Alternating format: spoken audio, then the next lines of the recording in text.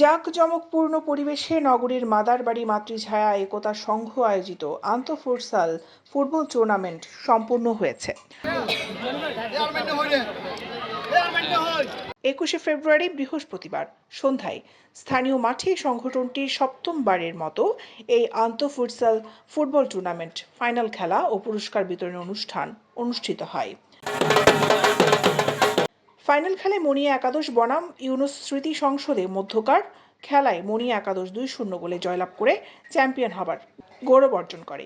Champion দলকে trophy সহ নগদ প্রাইজ মানি 25,000 টাকা, রানার্স আপ দলকে ট্রফি সহ নগদ প্রাইজ মানি 15,000 টাকা প্রদান করা হয়।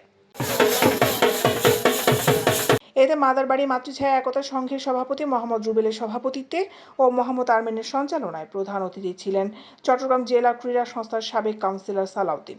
বিশেষ অতিথি ছিলেন আলমগীর হোসেন রনি, চট্টগ্রাম জেলা ফুটবল একাডেমি অ্যাসোসিয়েশনের সদস্য নূর জাহেদ বাবলু।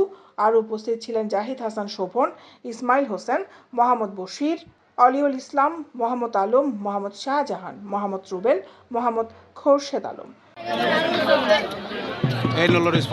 সংগঠনের পক্ষে উপস্থিত ছিলেন এরশাদ, নুরুদ্দিন, সবুজ, পারভেজ, আবুল হোসেন, সোহেল, আনোয়ার, নূর নবী, মোহাম্মদ রবিন, মোহাম্মদ মুন্না, ফারুক, সজল, মনির, রোহান, রুবেল, সবুজ, আরমান, জাকি সহ আরো অনেকে।